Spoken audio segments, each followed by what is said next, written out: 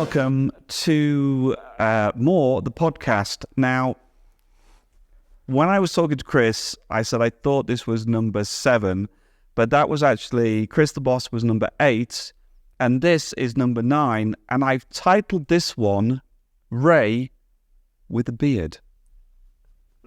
Hey, Ray, how you doing? I'm doing good. I mean, I'm creatively giving these podcast titles that are just not the norm. I've gone for something slightly different and slightly obvious at the same time. Well, I am known for my beard, so I think are it's very fitting. So, welcome to the podcast, Ray. Thank you. Great to have you here. It's my first podcast, so I was like, I hope I do okay. No, was it the no pressure? Cool. No, lots of pressure.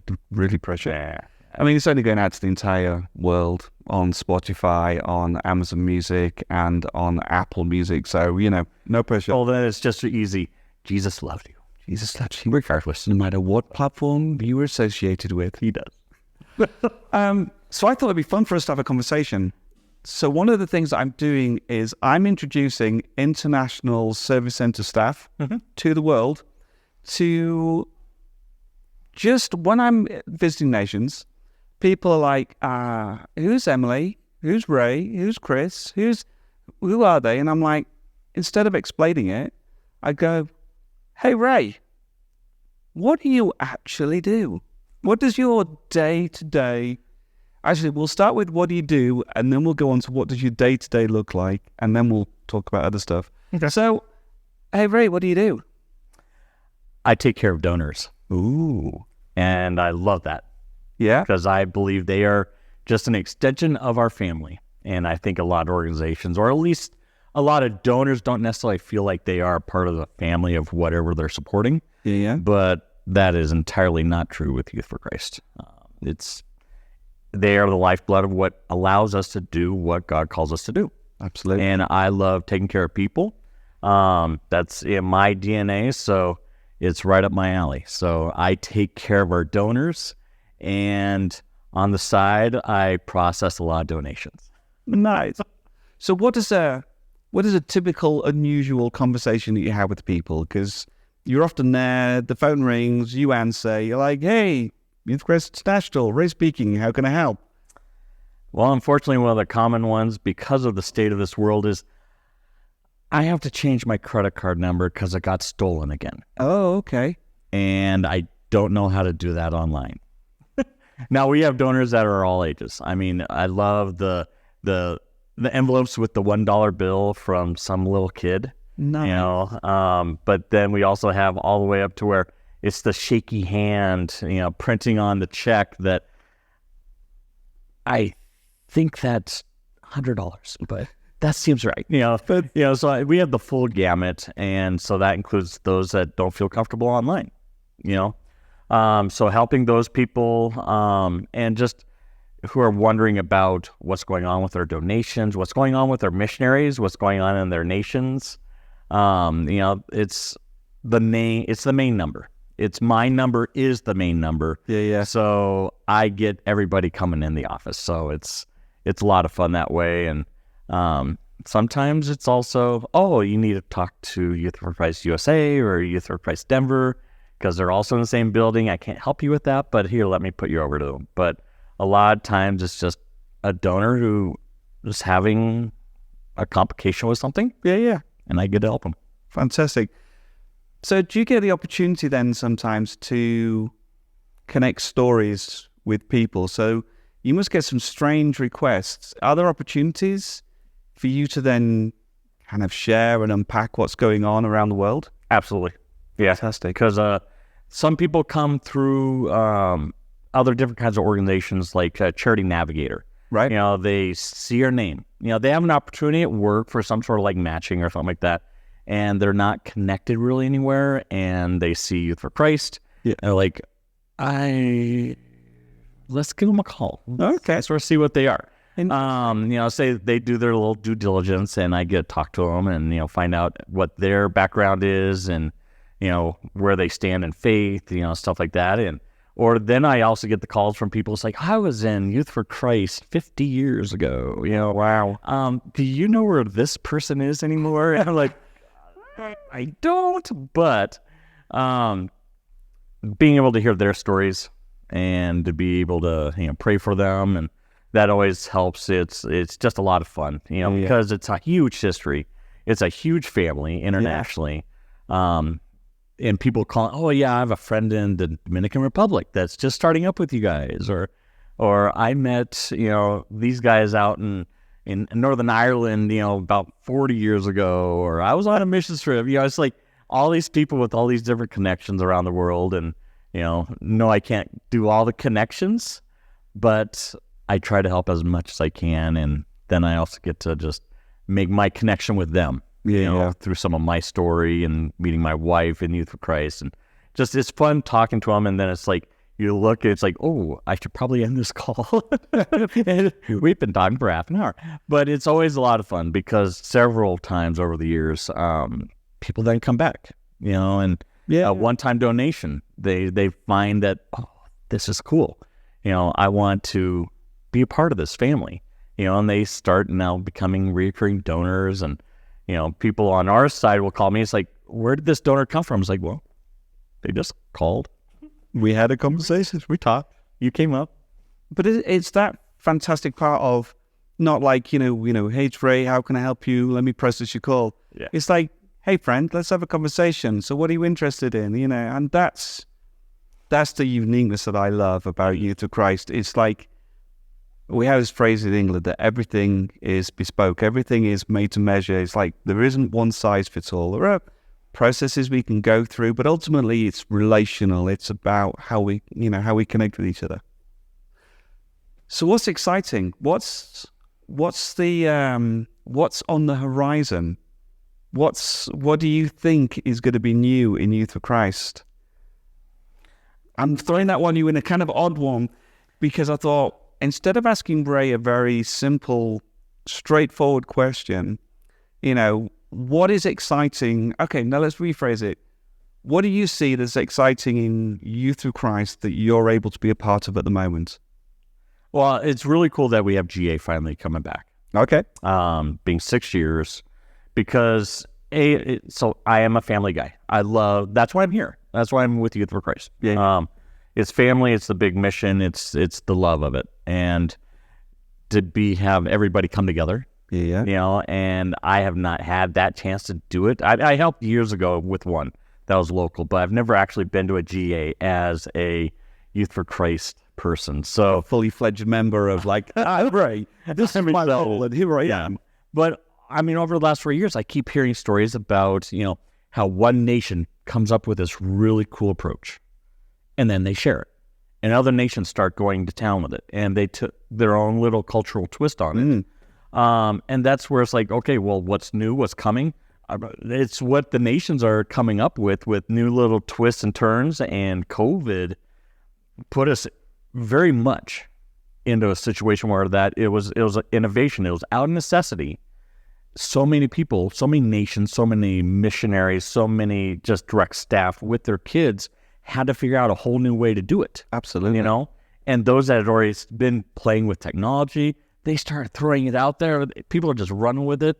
And from my unique corner is like donors came out of the woodwork of, increasing their gifts because they knew other donors were severely, hit with this and had to drop off. But instead of us suffering as a ministry internationally, it increased. Our family stepped up. And those nations that had extra funds stepped up for their sister and brother nations that were coming in short. Interesting. It was like, seeing all that kind of brotherhood come through and just across my desk because, funds come across my desk. It's just seeing the blessing behind it. This nation helping that nation because they got a triple hit. It's exciting. It's fun. It's always different, and it just puts a huge smile on my face all the time. And that is fantastic to hear because we can get bogged down, especially during lockdown and COVID and things like that, Yeah. where everyone's like, we're not allowed outside and things like that. But then you hear the hidden stories behind the family stepped up. These community of believers got together and went, you know what? There's people hurting out there. We can do something to help it. And they did. And then you're able to see going across your desk, you're able to then, share it. And it's not the kind of story that you kind of go, hey, I'm going to put out a newsletter and say, this happened. Because it's like, we're constantly looking for sort of like sensational stories and bigger stories. But actually, this is what makes it all happen. If it wasn't for those people going, do you know what? I can do something about this. We'd all just be, well, one, we'd be on bread and water. And two, there wouldn't be the opportunity to do so many things. Yep. Interesting. Yeah, for example, I mean, there was, in fact, I just saw this check today, earlier this morning, but it's a family, they have strong ties with a missionary, and their daughter, post-high school, gets a job, and their lesson with her is like, okay, you have an income. What are you going to do with the donation part? We've raised you to learn how to be a giving person. But they're not in a church and all that kind of stuff. So she starts supporting the missionary that they support. And she's been doing that for 2 years now. And what I just noticed, though, with this check is it just went up. Someone got a better job or something. The Spirit has been working on them. But here's this young lady that has just been very faithful from the get-go on a monthly support. And just seeing that, and then with these little kids with their $1 and $2 going to, Puerto Rico or heading over to, overseas, it's just, it is a family affair in that sense. Nice. Yeah. So what's the easiest way, I suppose, then? So for somebody to get in touch, to find out, to connect them to something in the mission field, something that they can feel passionate about. What's the easiest way for somebody to find out about what's going on in Youth of Christ and to start donating, giving, praying, asking?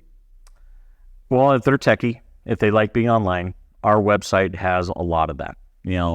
Of the nations that can be shared publicly, they're all listed there under our nations page. Okay. So people who have, let's say, a family connection, or just has a huge interest in a part of the world, they can easily go there and find direction, there. Yeah.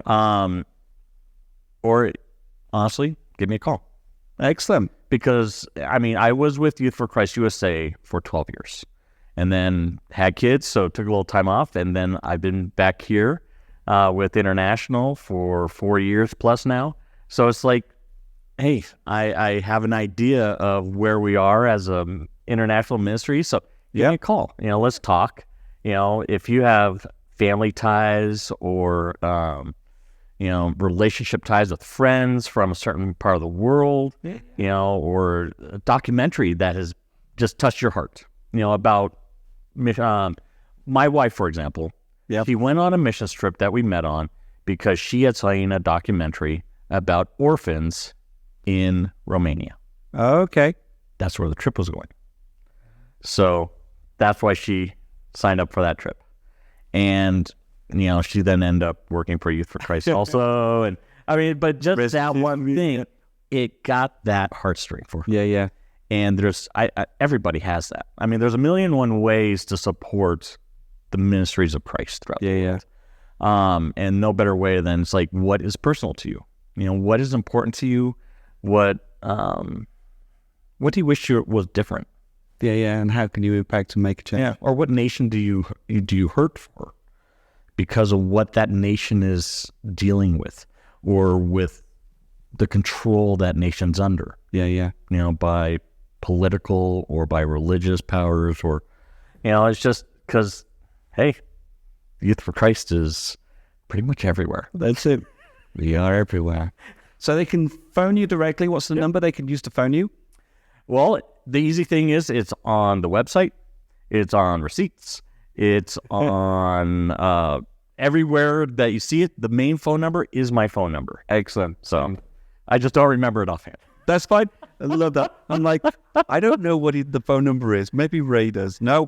So they can go to yfci.org. Yep. The information to get in touch with you is the phone number that's on the website. It's almost like the direct hot link to Ray is listed on the main website. So, And if I ever leave at some point, that number stays the same. It'll okay. just be the next person that takes on that responsibility. Just sadly, they can't talk to you. They'll have to talk to somebody else. Or just email me at stewardship@yfci.org. Ooh, that's nice. I'll watch that. Even when I'm gone, Emily, she watches that. I mean, it's our two main ways in, and you get someone live. That's the whole point. It's not voice message all the time, but someone calls you back, and it's us simply just being available for those who have questions. That's perfect. Okay. Well, Ray, thank you so much. Sure. So, as you now know, you can get in touch with Ray or the new Ray when current Ray is no longer the Ray. www.yfci.org. But thank you so much for listening, and I genuinely encourage you to poke around the website, to look at the different nations that Youth for Christ is involved in, and find which one pulls your heartstring and see where it leads you. Ray, thank you very much. What's the word of the week? What's the final word you'd like to say before we close this podcast? Don't let yourself limit yourself, because God doesn't.